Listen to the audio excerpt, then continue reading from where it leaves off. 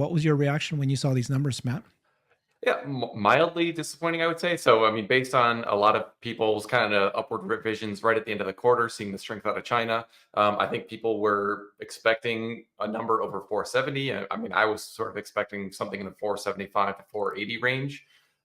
So to come in slightly lower than that, frankly, right in line with where analyst consensus was, is I would say mildly disappointing. But I mean, if you look at the impact of 10, Hmm. 15,000 vehicle deliveries on, quarterly EPS, for example, it really doesn't move the needle too much. So I think if you're going to say that this is a negative development, I think it would have to be on the basis that you were expecting a little bit more kind of growth or demand or something like that. But overall, I think this is a bit of a nothing burger. And I'm kind of a little bit surprised that the stock is reacting so negatively. But at the same time, it's had this pretty tremendous run up over the last couple months. So it might just be a bit of a breather after that rally that we've had.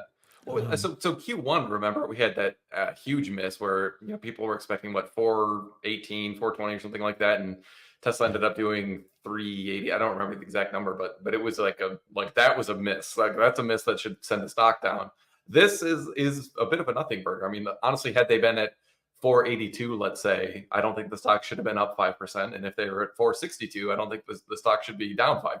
So Yeah. um, it's a whole lot of noise, I think, given the movements that Tesla has had in general. And I think what happens at 1010 is going to be a lot more important than the particular Q3 numbers. And now next year we are expecting back up to growth. Is that what you're expecting for next year as well?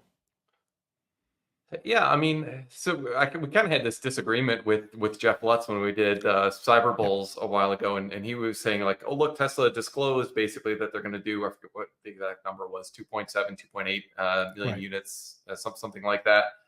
My point is, we're not really seeing that on the demand side. So just because Tesla said we're going to have all this production here, like the problem for the last 2 years has been that the demand hasn't been there in order to justify their existing capacity, let alone kind of expanding.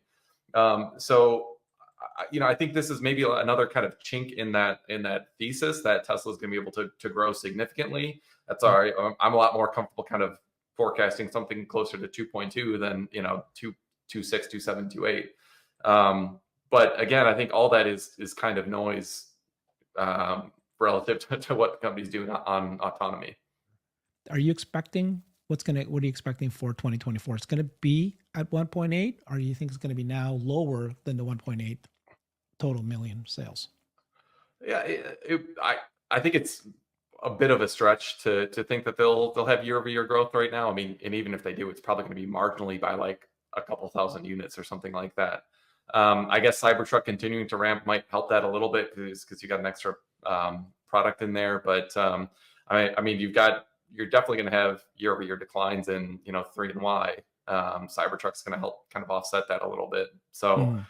um, yeah, I mean, this is definitely the reason that the stock has been so hit for the last 2 years or so, is that like the growth story is taking a serious beating in terms of the credibility just because the demand isn't there. So yeah, this is whether or not we marginally beat the 1.8 from last year. I think the overall story kind of gives some food for the bears to say, listen, like there's a company with like the high PE, the whole thing we got into last time, Yeah. that's flat year over year and has declining margins. You counter that with what we all believe in terms of autonomy and the bot and everything, and that's where the upside is. But I think as bulls, we need to be kind of sober about the reality that the car business is not super strong right now. I think there's a lot of things that are kind of nice silver linings on that, but Yeah. yeah, I'm kind of surprised at how weak the demand is right now. So Tesla Energy had deployment of 6.9 gigawatt hours. That's up 73% year over year is one way to look at it. The other way is everybody goes, oh, look, Q3 is a little bit lower than Q4. You follow energy quite well. I mean, you do tremendous deep dives on this. We knew that energy was going to be lumpy. What was your expectations for energy this quarter? This is pretty much right in line with my expectations. And in fact, after Tesla posted that kind of blowout quarter, nearly getting to 10 gigawatt hours in Q2, which for everyone to keep in mind, that represents Lathrop being at like maximum flat out capacity, which we don't think they actually were quite at that level yet. And given the fact that there's this lag of when the megapacks are actually produced to when they get out into the field and are actually categorized as deployed for the company, we're like that just, it's not possible that they just like magically jumped. So what seems much more likely is if you look at that chart, you look at the several quarters kind of previous to the Q2 jump, it was relatively flat, and then all of a sudden you had the huge jump in quarterly deliveries in Q2. That was completely just an issue of the timing of some of those megapacks that had been produced as Lathrop was ramping up in Q3 and in Q4 of last year. They just happened to get delivered in Q2. So that was always going to be an unsustainable jump, at least if you're looking at the very short term. We're going to continue to trend up towards that and eventually beyond that, 10 gigawatt hours per quarter level, as Lathrop continues to ramp and, these more and more projects actually hit this deployment milestone. And then after that, as Shanghai ramps up, the Shanghai mega factory. So, I think we're going to continue seeing this lumpiness. I don't think we're going to kind of maintain at that 10 gigawatt hour long run until maybe mid next year at some point. So I think this is exactly in line with what I would have expected. And this is not at all any cause for concern, just because, you've got some large projects that just happen to come online in Q2 versus Q3. That's not anything worth reading into. The overall trend is pretty clear here. Okay, so the point is that, sure, Megapack energy fell a little bit based on last quarter, but that was, again, this is just, you've been talking about this, right? It's like, it's not only the sale, it's got to be the customers actually implementing it. And then these kinds of things start adding up. But the year is going to be great. And then once Lathrop progresses and once Megapack factory in Shanghai goes, it's going to just keep going up anyway. So it's just a matter of like, how much more does it contribute? So again, if folks, you guys want to follow energy really well, there's no one better than Bradford Ferguson and Matt Smith at Rebellionaire. Bradford has been known to camp out at the friggin' factory to count the semis of how many Megapack factories. That's like, you guys are like top notch. We're serious about nerding out with on the ground research on stuff like that. But yeah, I mean, but this is like exactly what we were expecting, that there would be a quarter over quarter drop. I mean, we said this at the time, like that 10 gigawatt hour figure was not sustainable. The overall news is this is really good because we should be seeing this ramp in deployments. And then I think we're going to see a little bit of a benefit on the revenue side, just because so much of the revenue is deferred. So you can have a lot of the 10 gigawatt hours that were deployed last year or last quarter. You're going to have some amount of the revenue from those deployments get recognized in Q3. So there is this kind of lagging effect where you build them first and then you deploy them, and then you recognize part of the revenue at each of those milestones. And then as they're in the field and they go through the testing, then you're recognizing even more milestones. So your margins look pretty bad if you just take or not margins, but your ASPs. If you take the total revenue divided by total deployments, you get $1 per kilowatt hour figure that's like much too low given where we know that their selling point is on this. And it's just because you've got this lag in when the revenues are recognized. So energy revenue might surprise some people if they're not modeling it out in the level of detail that we think they need to be, because you can't just like extrapolate linearly, like, oh, quarter over quarter it's down 30%, so revenues will be down 30%. It doesn't work that way. But let's get to this. So this is James Cap, and he printed this. He goes, he thinks it's a very bad print. What do you think about that? Yeah, so I mean, I think it's kind of funny. I mean, first off, like going from 475 as his estimate a couple days ago to okay, they actually ended up doing 462.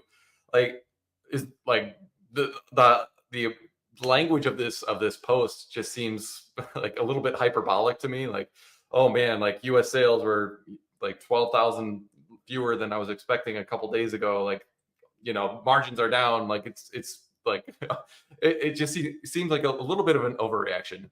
Is it bad news? Yes. Like all those points that he raised about all the growth being in China and that's lower margin, that's like, he's got a fair point there. At the same time, we're seeing a lot or higher production, at least out of Shanghai, which helps. So the fixed cost absorption thing, which we know so much about, like that just helps. So the fact that they produce so many more units in Q3 than they did in Q2, that's going to help a little bit. I mean, on the bullish side, even the fact that Tesla had delivered FSD to all the Cybertrucks. And keep in mind, the Cybertrucks, or at least most of the Cybertrucks, the Foundation series has FSD included in the overall purchase price. So there's essentially 100% take rate on all Cybertrucks that, at least in the US, which is going to be 90% plus of all the Cybertrucks. So you're going to have like FSD revenue recognition in Q3 of all the Cybertrucks that were sold in Q2 and in Q3. And that equates to something like a 4 or 5% like overall take rate when you look at the total number of units. So that's a pretty meaningful tailwind as well. So when you start like adding up the puts and takes, I think overall this is a worse quarter than we would have expected, but I think it's marginally so. Earnings estimates are probably going to come down. I was just doing some very quick math in my own model, and it was coming up with a figure of around 55 cents. I haven't really fine-tuned this yet, so that's not. I'm not going to fall by that estimate necessarily, but it's anywhere I would say between 5 and 10 cents per share, probably lower estimates. I did bring probably the most meaningful thing is I brought down my margin assumptions on the manufacturing because of the reasons that James was talking about. So if I undo that change, then I'm at 59 cents. So, I think whether we sort of talked about this on the last Cyber Bulls, whether we're at 62 cents or 66 cents or 55 cents in Q3 of 2024, I don't think really changes the story when the stock is priced where it is and when we've got the company potentially being on the verge of autonomy. What I've been trying to kind of pound the table with more and more recently is what really matters from here is the rate of improvement in Tesla's miles per critical disengagement. If they really are successful in having the 6x improvement on that in October, like Ashok was saying, and then they are able to kind of follow that up with some other meaningful improvements in the coming months and quarters, that's what's going to drive the price in the stock a lot more than whether they do 1.8 million units this year or 1.9 or 1.75. Like, of course, I want more numbers. Of course, I'd like to see demand strengthening, but the stock isn't going to get to 300 or 350 if we're at, plus or minus 10% on these numbers. Like, as much important as it is to track them, it's not really that important at the end of the day. Okay. And then what about margins? You got, I know you already mentioned it, just let's focus a little bit more on it. Matt Sanko is asking, will margins be up? I'm hopeful. If anything, margins might actually be down, right? Because of all the incentives. What's your expectations? Yeah, so you've got 3 full months of the 0% financing incentives, which I think in Q2 it was only about 2 months of that. So that's going to hurt margins a little bit. You also have more Cybertruck deliveries, which I think the Cybertruck margins are going to be lower overall than the kind of company average gross margins. So if that's the case, that's going to bring down your margins a little bit too, offset a little bit by the fact that you do have that FSD margin that I was talking about. I think that should be somewhere in the neighborhood of $100 million kind of benefit. So you got that. You did have kind of unseasonably high or extremely high credit margin last quarter. That was $890 million. If that's something more normal of like the, 500 million or so, that could bring down the gross margins. Although if you exclude credits, that doesn't impact it quite so much. So lots of different puts and takes here, but I think my suspicion is that overall margins are going to be roughly flat, like at least the kind of, I use a metric that I don't think anyone else uses. That's what I call automotive gross margin X credits and FSD, because I have an estimate for the FSD revenue that's recognized each quarter, and I kind of back that out. And so it's like a manufacturing margin, essentially. It's the hardware sales only. And when I'm looking at that, I think that's probably roughly flat, maybe down a little bit quarter over quarter. I think the thing that's hard to really track, though, is Tesla has talked about a lot of the improvements that they want to make to their manufacturing lines rather than going straight to the new what do they call it, the like box assembly unbox process. Like they talked a while ago about how they're not going to go straight to that. They're going to make these kind of marginal improvements across all their lines, and I don't think we have great visibility into how much progress they've made on that, but we know it's something they've been working on. So to the extent they found some improvements there, that could help things. But as I'm looking to it, I would expect that margins are like roughly flat quarter over quarter, at least if we're excluding credits. Mhm. So one other question here from Ronnie here. He's saying S and X are dead and Cybertruck must go higher to compensate. I expect higher fourth quarter as usual, but Tesla cars are not growing overall. Tell me a little bit what you think about that. S and X obviously are higher price cars. That's probably going to go down, and we're seeing it. Cybertruck though, high price car, but the demand is so through the roof still, even with the 100,000 Foundation series. Do you think that it's going to kind of like, I think you kind of said it earlier, right? It's just going to just be a wash, do you think? Or do you think compensate for it? What do you think? Yeah, I mean, in the long run, you'll certainly sell more S plus X plus Cybertruck than you're selling Cybertruck or than you're selling S plus X today. So yeah, like this is something Elon even said. What was it, 2 years ago or something like that? Now, like you basically don't even need the S and X anymore because they're Yeah, such a small percentage of the tiny. overall. I Yep. mean, what are they? 15,000 units per quarter, something like Yeah. that. Like it really is Uh, almost irrelevant. I mean, yeah. they're kind of nice in that they're Halo car, and man, I drove one of the newer Model X's recently, and I got like serious like envy of that car. Yeah. The It's air a great car. suspension is so nice. It's a great car, but like I think there's like if I strip that out completely from my model, it doesn't change the finances in any meaningful way. So are they dead?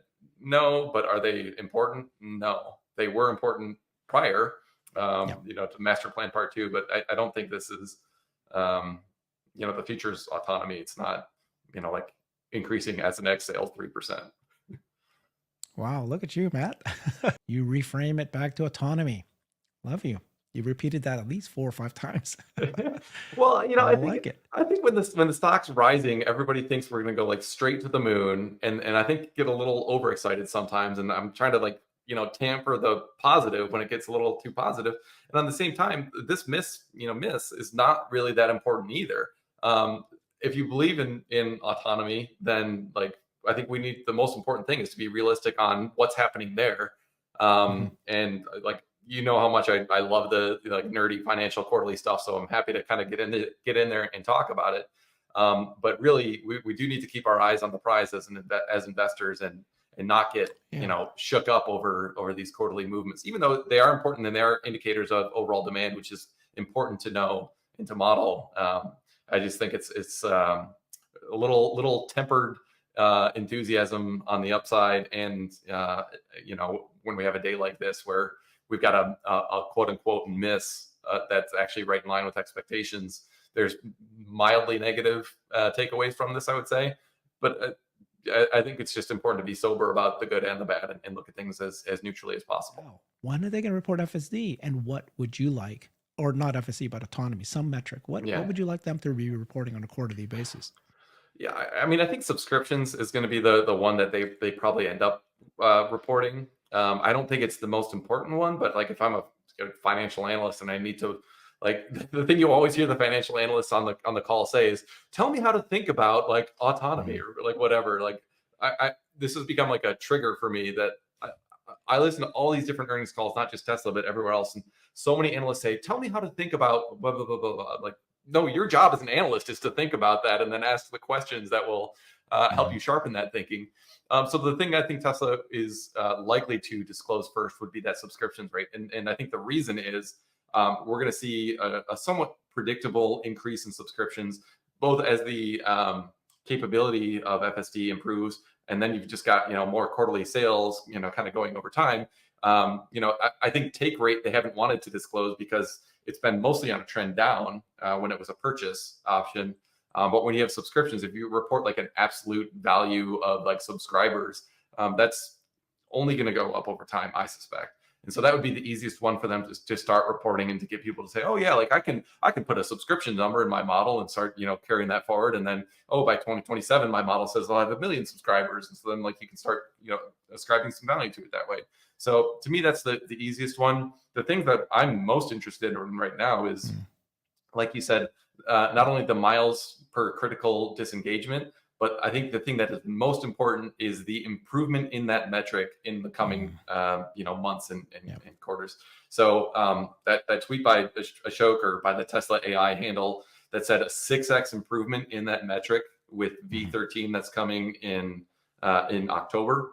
If they actually deliver that, then you're going from there's that Tesla FSD tracker that I think has the miles per critical disengagement at 169 miles right now. So if you 6x that, then you're at the 1100 miles mark or something like that. That's a really meaningful improvement, and something that I think most of us driving it would be able to actually feel that difference. Where like, wow, I'm hardly ever having those like critical mistakes anymore. And then if they're able to 6x that again, and then one more time, like at that time, then you're at it's like 60,000 miles, or sorry, 6,000, and then 36,000 miles. And so that if you've got two more of those, just shy of an order of magnitude kind of improvements, then like robotaxi has credibility, and that's where I think the stock can really take off. That's why I think the rate of improvement on that miles per critical intervention is the most important thing to be tracking right now. So I think we can track it with that FSD tracker thing, even though it wouldn't be disclosed by Tesla. But the fact is, like, Tesla has by far the best data on this relative to anyone else. And so if they're actually saying we're going to have the 6x improvement on that metric this month, like that's really important. And keep in mind, like, they actually delivered everything on that September checklist that they set for themselves. So I'm pretty optimistic about it, but it's something I think we need to actually see before we start giving them credit for it.